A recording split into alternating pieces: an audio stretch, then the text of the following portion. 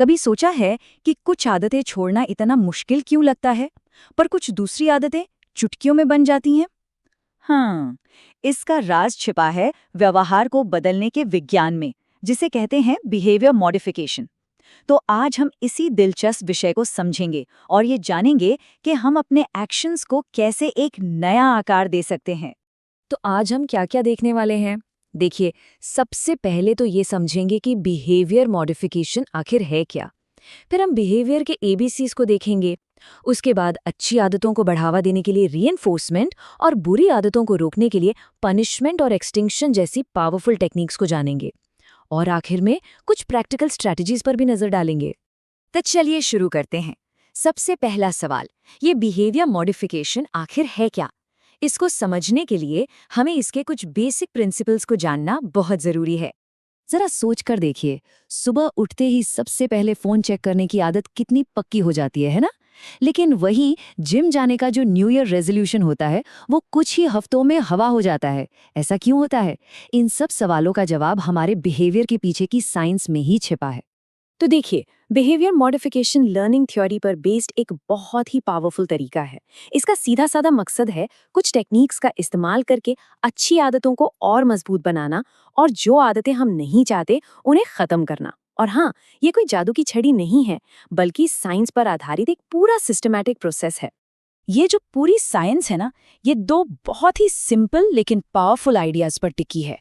पहला, कि हमारा लगभग हर बिहेवियर सीखा हुआ होता है, और दूसरा, जो कि सबसे जरूरी है, वो ये कि हमारे एक्शन को उसके नतीजे यानी उसके कॉन्सिक्वेंस कंट्रोल करते हैं। मतलब किसी काम को करने के बाद क्या होता है, वही तय करता है कि हम उस काम को दोबारा करेंगे या नहीं। ठीक है, तो अब जब हम बेसिक समझ गए हैं, तो चलिए एक ऐसी टूल को देखते हैं जो किसी भी आदत की, कह सकते हैं, चीर-फाड़ करने में मदद करता है। इसे कहते हैं बिहेवियर का एबीसी मॉडल। ये मॉडल बहुत ही सिंपल है। देखिए, ए का मतलब है एंटीसीडेंट, यानी वो ट्रिगर जिससे कोई एक्शन शुरू होता है।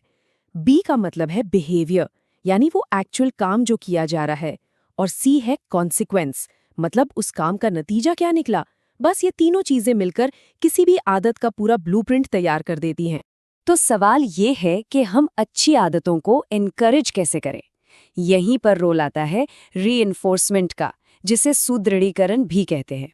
ये वो प्रोसेस है जिससे हम किसी खास बिहेवियर के होने के चांस को बढ़ा देते हैं। अगर बिल्कुल सीधे शब्दों में कहें तो रीइंफोर्समेंट कोई भी ऐसा नतीजा है, ऐसा कॉन्सिक्वेंस है जो किसी काम के बाद होता है और हमें उस काम को दोबारा करने के लिए मोटिवेट करता है। सिंपल सी बात है, अगर किसी काम का रिजल्ट अच्छा होगा, फायदेमंद होगा, तो हम उसे फिर से करना चाहेंगे। अच्छा, तो ये रीइंफोर्समेंट दो तरह का होता है। पहला है पॉजिटिव रीइंफोर्समेंट। इसमें हम किसी अच्छे बिहेवियर को बढ़ाने के लिए कुछ अच्छा ऐड करते हैं, एक रिवॉर्ड देते हैं। जैसे बच्चे ने होमवर्क पूरा किया तो उसकी तारीफ कर दी। और दूसरा है नेगेटिव रीइंफोर्समेंट। यहाँ पर हम किसी अच्छे बिहेवियर को बढ़ाने के लिए कुछ अनप्लेजेंट, कुछ बुरा हटा देते हैं। कार की सीट बेल्ट बीप इसका बेस्ट एग्जाम्पल है। जैसे ही सीट बेल्ट लगाते हैं, वो परेशान करने वाली आवाज़ बंद हो जाती है, तो हम सीट बेल्ट लगाने के लिए मोटिवेट होते हैं। ठीक है, अच्छी आदतों की बात हो गई, लेकिन बुरी आदतों का क्या? उन्हें कैसे रोका जाए? इसके लिए पनिशमेंट और एक्सटिंक्शन जैसी टेक्निक्स का इस्तेमाल होता है। तो पनिशमेंट क्या है?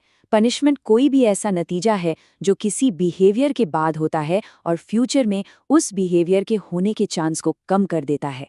इसका सीधा साधा मकसद है किसी आदत को रोकना। पनिशमेंट भी दो तरह की होती है। पॉजिटिव पनिशमेंट में किसी बुरे बिहेवियर को रोकने के लिए हम कुछ बुरा ऐड करते हैं, जैसे कि डांटना। वहीं नेगेटिव पनिशमेंट में हम किसी बुरे बिहेवियर को रोकने के लिए कुछ अच्छा छीन लेते हैं या हटा देते हैं, जैसे वीडियो गेम खेलने का टाइम कम कर देना। अब आती है एक और बहुत ही असरदार टेक्निक, एक्सटिंक्शन। इसमें क्या होता है? इसमें हम उस रिवॉर्ड को ही हटा देते हैं जिसकी वजह से कोई बुरी आदत चल रही थी। इसका एक क्लासिक एग्जाम्पल है। मान लीजिए कोई बच्चा है जो अटेंशन पाने के लिए चिल्लाता है। अगर पेरेंट्स उससे इग्नोर करना शुरू कर दें, तो बच्चे को वो अटेंशन नहीं मिलती जो वो चाहता है। नतीजा, धीरे धीरे चिल्लाने की आदत अपने आप खत्म हो जाती है, क्योंकि उसका रिवॉर्ड यानी अटेंशन मिलना बंद हो गया है। तो अब तक हमने सारे प्रिंसिपल्स तो समझ लिए। चलिए अब देखते हैं कि इन सब को असली जिंदगी में एक्शन में कैसे लाया जाता है। पहली स्ट्रैटेजी है शेपिंग। ये एक कमाल की टेक्निक है। इसमें हम किसी बड़े गोल को छोटे छोटे मैनेजेबल स्टेप्स में तोड़ देते हैं और फिर हर स्टेप को पूरा करने पर रिवॉर्ड देते हैं। ये कोई भी मुश्किल आदत सिखाने के लिए एकदम परफेक्ट है। शेपिंग का प्रोसेस बहुत सीधा है। सबसे पहले अपना फाइनल टारगेट बिहेवियर तय करें। फिर उस टारगेट की तरफ कोई भी छोटा सा पहला स्टेप लेने पर रीएनफोर्स करें। उसके बाद जैसे जैसे प्रोग्रेस होती जाए सिर्फ उन स्टेप्स को रीएनफोर्स करें जो गोल के और करीब ले जा रहे हों, और बस ये तब तक करते रहें जब तक फाइनल बिहेवियर अचीव न हो जाए।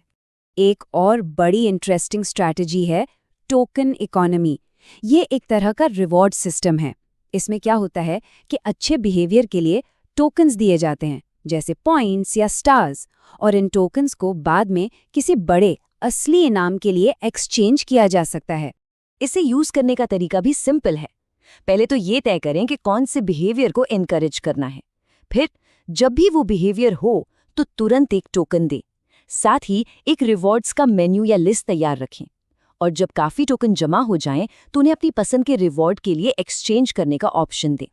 तो जैसा कि हमने आज देखा, बिहेवियर मॉडिफिकेशन सिर्फ किताबी बातें नहीं है, ये हमें बदलाव लाने के लिए बहुत ही प्रैक्टिकल टूल्स देता है। जब हम ट्रिगर्स, एक्शंस और कॉन्सिक्वेंस यानी ABC के इस कनेक्शन को समझ जाते हैं तो हम अपनी आदतों को कंट्रोल कर सकते हैं। हमारा बिहेवियर फिर कोई रैंडम चीज नहीं रह जाता, बल्कि एक ऐसा प्रोसेस बन जाता है जिसे हम जानबूझकर इरादे से बदल सकते हैं। तो अब आखिर में एक सवाल, आज जो कुछ भी हमने समझा है उसे इस्तेमाल करके वो कौन सी एक आदत है जिसे बदलने की शुरुआत की जा सकती है?